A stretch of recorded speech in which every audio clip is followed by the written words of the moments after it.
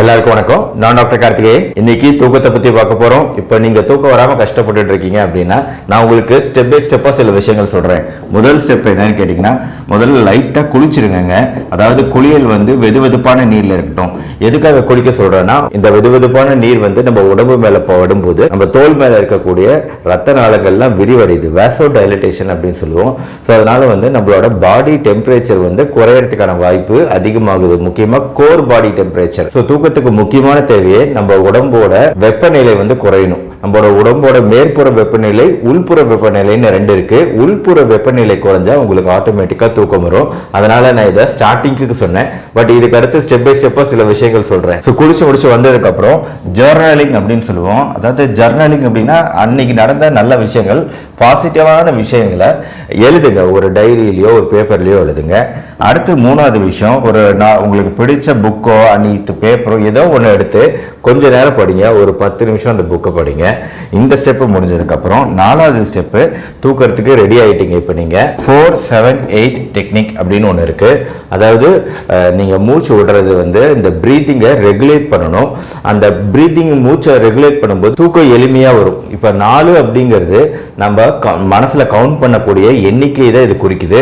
1 2 3 4 அப்படிங்கிற எண்ணிக்கை. அப்புறம் மறுபடியும் மனசுக்குள்ளார 7 கவுண்ட் பண்றோம். 1 2 3 4 5 6 7. அதுக்கப்புறமா 8 கவுண்ட் பண்றோம். 1 2 3 4 5 6 7 8. எப்ப கவுண்ட் பண்றோம்? முதல்ல மூச்சை இழுக்கும் போது 1 2 3 4ன்னு கவுண்ட் பண்றோம். நல்லா டீப்பா இழுங்க.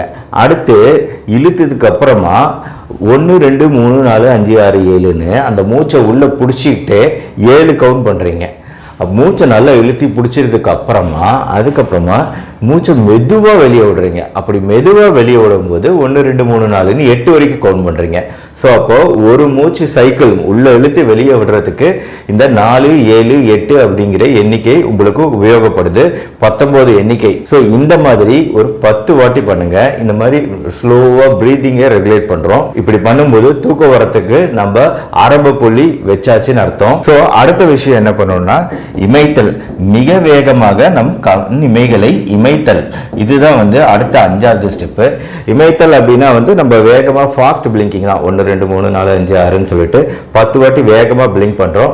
அதுக்கப்புறம் நம்ம கொஞ்ச நேரம் ரெஸ்ட் விடுறோம். 1 to 5 கவுண்ட் பண்ணி ரெஸ்ட் விடுறோம். மறுபடியும் 10 வாட்டி வேகமா பிளிங்க் பண்றோம், இமைக்கிறோம், மறுபடியும் ரெஸ்ட் விடுறோம். இந்த மாதிரி நாம ஒரு 5 வாட்டி பண்ணலாம். ஸோ அப்படி பண்ணும்போது 50 முறை கண்களை இமைச்சிருப்போம், வேகமா இமைச்சிருப்போம். இதனால அந்த கண்கள் தசைகள் எல்லாமே கொஞ்சம் டயர்ட் ஆயிடும். ஸோ தூக்கம் வரதே கண் அப்படியே சொருவிக்கிட்டு வரதானே தூக்கம். ஸோ அப்போ நம்ம கண் இமைகளை டயர்ட் ஆக்கும் போது அது ஆட்டோமேட்டிக்கா தூக்கத்துக்கான அடுத்த புள்ளி வச்சாச்சுன்னு அர்த்தம். அடுத்து 6வதா இதை பண்ணி முடிச்சதுக்கு அப்புறம் பால்மிங் அப்படின்னு சொல்லுவோம். நம்ம 2 கைகளையும் நல்லா தேய்ச்சி நம்ம கண்கள் மேல வைக்கிறது. இப்படி நம்ம வைக்கும்போது இங்க நம்ம உருவாக்குற சூடு அப்படிங்கிறது நம்ம இமை மேல படும்போது நல்ல ரிலாக்ஸா இருக்கும், நல்ல ஒரு ஃபீலிங் இருக்கும். ஸோ இந்த மாதிரி ஒரு கொஞ்ச நேரம் பண்ணுங்க, பால்மிங் பண்ணுங்க. ஸோ பால்மிங் பண்ணி முடிச்சாச்சு. ஸோ இந்த சின்ன சின்ன டிப்ஸ் பண்ணினதுக்கு அப்புறமா நீங்க உங்க தூக்கத்தை ஸ்டார்ட் பண்ணலாம். அப்படி தூக்கத்தை ஸ்டார்ட் பண்ணும்போது கண்ணை மூடிக்கிட்டு நம்ம நினைக்கக்கூடிய எண்ணங்கள் அப்படிங்கிறது பாசிட்டிவான எண்ணங்களா இருக்கட்டும், அன்னைக்கு நடந்த நல்ல விஷயங்களா இருக்கட்டும், இல்ல நம்ம ஃபியூச்சர்ல செய்ய வேண்டிய நல்ல விஷயங்கள், நல்ல காரியங்களா இருக்கட்டும், இல்ல ஏற்கனவே நடந்த நல்ல விஷயங்களா இருக்கட்டும், பட் பாசிட்டிவான விஷயங்களை மட்டுமே நினைங்க. ஸோ நம்ம தூங்க ஆரம்பிச்சிருவோம். மேக்சிமம் இந்த விஷயங்கள் பண்ணாலே நம்மளுக்கு தூக்கம் வந்துடும். ஆனா கோல்டன் அவர் ஆஃப் ஸ்லீப் அப்படின்னு ஒரு விஷயம் இருக்கு. தூங்குறதுக்கான தங்கமான நேரம் அப்படின்னு சொல்லுவோம்.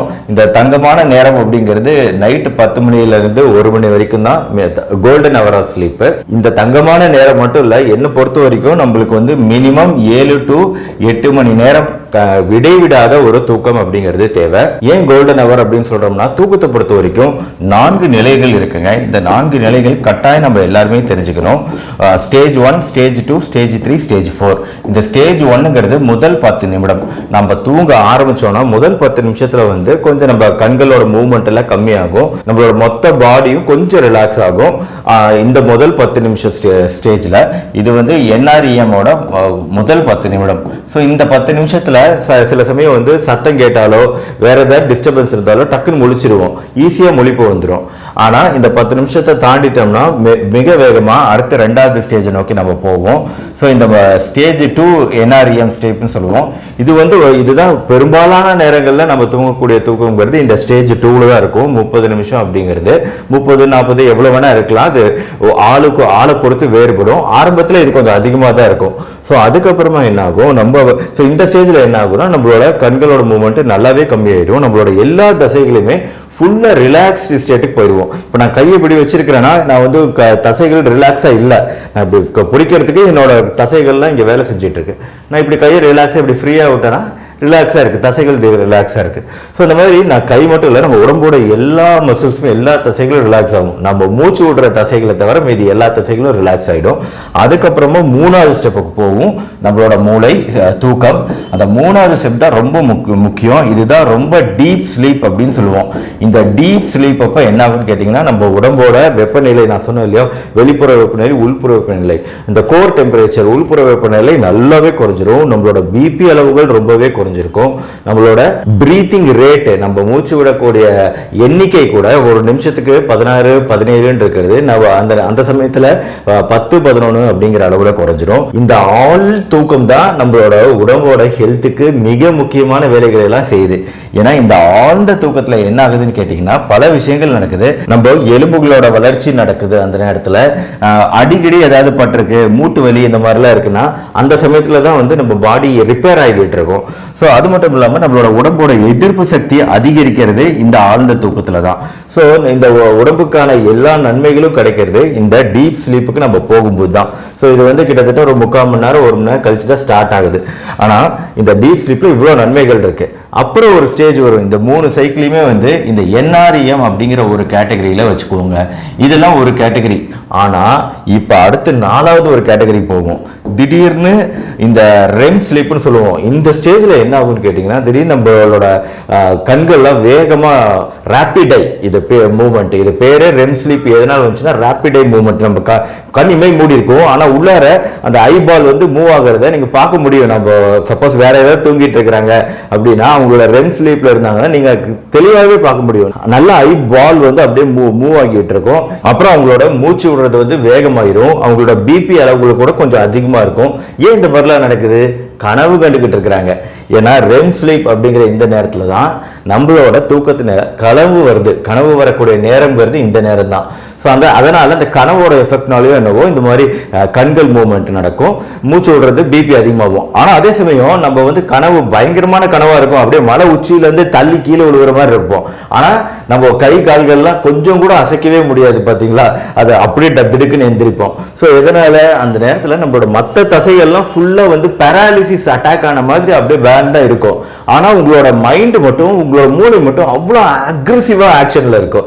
ஸோ அதனால தான் உங்களுக்கு அந்த ஃபீலிங்லாம் அந்த கனவுல இருந்து உங்களுக்கு முழிப்பு வரும்போது ஒரு ஃபீலிங் அப்படி வருது. ஆனால் இது இந்த ஸ்லீப் எதுக்கு முக்கியம், இந்த REM ஸ்டேஜ் எதுக்கு முக்கியம்னு கேட்டிங்கன்னா, இதுதான் நம்மளோட கற்பனை திறன், படைப்பாற்றல் இதெல்லாம் அதிகரிக்கிறதுக்கு காரணமே இந்த REM ஸ்லீப் தான். நம்மளோட பல்வேறு திறமைகள் வெளிப்படக்கூடிய தன்மை எப்போ கிடைக்கும்னா நம்மளுக்கு அதிகமான REM ஸ்லீப் இருக்கும்போது. பொதுவாக இந்த சைக்கிள் வந்து மொத்தமாக 1 2 3 4 இந்த மொத்த சைக்கிளுமே 90 நிமிஷத்துக்குள்ள முடிஞ்சிருங்க. ஆனால் ஆரம்பத்தில் வந்து இந்த REM ஸ்லீப் கம்மியாக இருக்கும். ஃபர்ஸ்ட் 1.5 மணி நேரத்தில், அதாவது 10 to 11 வரைக்கும் ஒரு சைக்கிள், இந்த ஒரு சைக்கிள் நடக்கும். ஸோ அப்போ வந்து ஒரு 10:30 மணிக்கு ஒரு 5 நிமிஷம் இந்த REM ஸ்லீப் இருக்கலாம். ஆனால் இந்த சைக்கிள் ஒரு இரவுலேயே 5 வாட்டி நடக்கும். ஸோ அப்போ 1.5 மணி நேரமாக 5 வாட்டி நடக்கும்போது உங்களுக்கு எவ்வளோ நேரம் கிடைக்குது? கிட்டத்தட்ட 7.5 மணி நேரம் தூக்கம் அப்படிங்கிறது அவசியம் தெரியுது. ஏன்னா 1.5 மணி நேரமாக அந்த சைக்கிள் நடந்துக்கிட்டே இருக்கும். அந்த சைக்கிள் நடக்கும்போது போக போக என்ன ஆகும்னா, ஆரம்பத்தில் இந்த ஸ்டேஜ் 3 ஸ்டேஜ் 4 கம்மியாக இருக்கும். ஆனால் போக போக இந்த ஸ்டேஜ் 3 ஸ்டேஜ் 4ஓட அளவுகள் நேரம் அதிகமாகும். அந்த நேரம் அதிகமானா தான் உங்களுக்கு நல்லது. அப்போதான் உங்கள் தூக்கத்தோட முழு பலன்கள் உங்களுக்கு கிடைக்கும். ஸோ அதனால கண்டினியூ இடைவிடாத தூக்கம் அப்படிங்கிறது ரொம்ப ரொம்ப அவசியம். உங்களுக்கு 10 மணிக்கு தூங்கினோம்னா காலையில 6 மணிக்கு எந்திரிச்சிட்டோம்னா கண்டிப்பா ஒரு கோல்டன் தூக்கம், நல்ல தூக்கத்தை நீங்க அச்சீவ் பண்ணிருக்கீங்கன்னு அர்த்தம். இந்த சைக்கிள் விட்டு போச்சுனாலும் உங்களுக்கு குவாலிட்டி கிடைக்காது. இப்போ திடீர்னு 1 மணிக்கு எந்திரிச்சுக்கிறீங்க, திருப்பி தூங்குறீங்க, திருப்பி 4 மணிக்கு எந்திரிக்கீங்கன்னா இந்த சைக்கிள் விட்டு விட்டு போகுது. அதனால இந்த மாதிரி தடைப்படுற தூக்கம் வந்து நல்லது கிடையாது. இதை தவிர தூக்கத்துக்கான மற்ற டிப்ஸ்லாம் ரொம்ப சிம்பிளான விஷயங்கள். கண்டிப்பா போன் பார்க்கறத அவாய்ட் பண்ணணும், காஃபி டீ போடுறத அவாய்ட் பண்ணணும். தூங்குறதுக்கு 2 மணி நேரத்துக்கு முன்னாடி சாப்பிடணும். திடீர்னு நடுவில் நைட்ல முடிச்சிட்டீங்க அப்படின்னா தயவு செஞ்சு போனை பார்க்காதீங்க, கிளாக்கை பார்க்காதீங்க. எவ்வளவு டைம்னு பார்த்தீங்கன்னா அதுலேயே நம்மளுக்கு பதட்டமாயிரும். ஐயோ 1 மணிக்கே தூக்கம் நம்மளுக்கு முழிப்பு வந்துருச்சா, திருப்பி தூக்கம் வருமா அப்படிங்கிற பயம்லாம் வந்துடும். அதனால கண்டிப்பா கிளாக் இதெல்லாம் பார்க்காதீங்க.